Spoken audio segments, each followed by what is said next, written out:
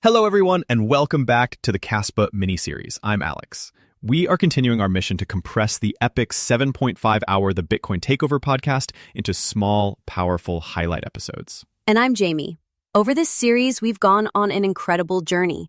We've explored the deep theory of the block egg, the philosophy of its founder, and the fierce debates around its security and monetary principles. But now it's time to land the plane. Forget the white papers and the future roadmaps for a moment. What can you do with Kaspa right now, today? This is the ultimate test of any project. Does it work? Today's episode is called Kaspa in Practice, and we're going to look at the real-world user experience, the tools the community has built, and the practical hurdles that still lie ahead. And the best part is, we don't have to imagine it. During the interview, Vlad Costea fired up a wallet and used Kaspa live on air. It was a fantastic segment. Let's start with the most immediate use case for Kaspa: fast payments. This is, after all, the entire reason the project was conceived, to overcome Bitcoin's 10-minute settlement time. Yonatan was clear that while his grand vision is to merge money and finance, for now, Kaspa can support payments only. So Vlad put it to the test. He set up a brand new Kaspa wallet, the community-built KNG wallet, and displayed his address to the live audience. And what happened next was the perfect demonstration of the network's speed. It was almost instant. Within seconds, donations started flooding in from the community. Vlad watched his screen and said, "Yeah, someone sent me 50 coins and someone sent me 1, so it's confirmed already." No waiting 10 minutes for a block, no uncertainty. The funds just appeared, and the confirmations started piling up immediately. He pulled up the Block Explorer and could see his transaction included in the DAG, with dozens of new blocks confirming it within a minute. It was a live proof of concept for fast digital cash. But then came the next step, sending a transaction back. Vlad wanted to thank the community members, so he prepared to send some cash to an address from the chat. And this is where a really interesting, practical discussion about fees came up. The wallet gave him an option for a priority fee, low, medium, or high. As a Bitcoiner used to fee markets, Vlad was tempted to choose low to save a fraction of a cent. But Yonatan immediately jumped in with some crucial advice. He urged him to use a high priority fee. His reasoning was that the theoretical confirmation time of any network can only be measured by how fast the highest priority transactions get processed. He explained that a network can have fast blocks, but if there's no good priority system, your transaction might still wait long in the mempool. It's like paying for a shipping service. If you want to know how fast the service can be, you don't test it with standard ground shipping. You test it with overnight express. The high priority fee is the overnight express lane for Kaspa. Exactly. But Vlad, in the spirit of experimentation, chose the low fee anyway to see what would happen. And the result? He said, "Let's see what happens on the Blockchain Explorer. It's been confirmed already 100-something times.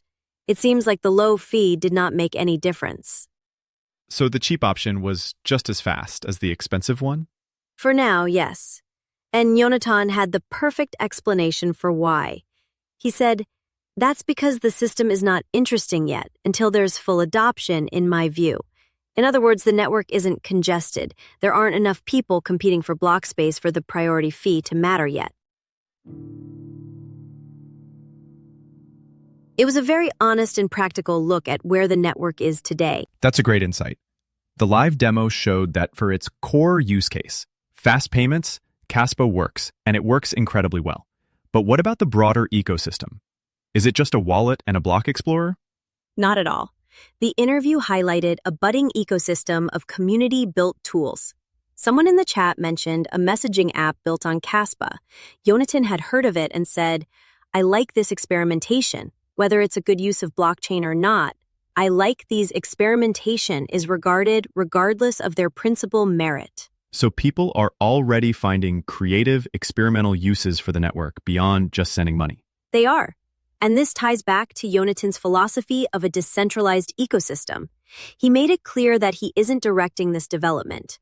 He's often discovering these community projects at the same time as everyone else.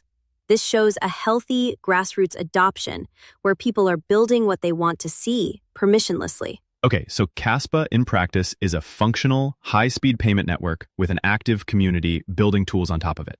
but it's crucial to be realistic. What are the practical limitations and hurdles it still faces today? The biggest one is the one Yonatan was most upfront about. DeFi is not ready yet. He said, "You can't use DeFi yet, we're still working on it." He estimated it was about a year away, and that it would require a lot more patience. So the grand vision of marrying money and finance is still on the horizon. That's a major hurdle. The other big one they discussed is the sustainability of the security budget. Right now, the network is overwhelmingly secured by block rewards. The transaction fees are minimal.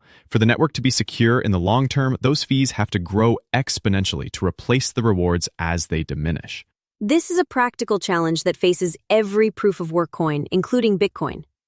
Kaspa's plan, as we've discussed, is for DeFi to generate those fees.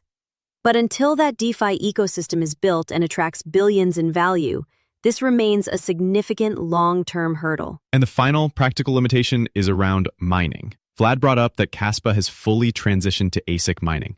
This means that for the average person, it's not possible to mine from home with GPUs anymore. This is a real trade-off.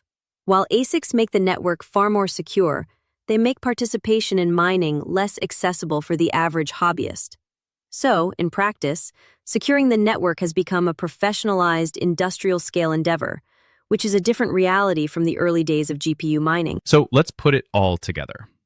Kaspa, in practice today, is a blazing fast payment network that delivers on its promise of near-instant transactions. It's supported by a passionate, decentralized community that is actively building wallets, explorers, and experimental applications, proving a strong grassroots adoption.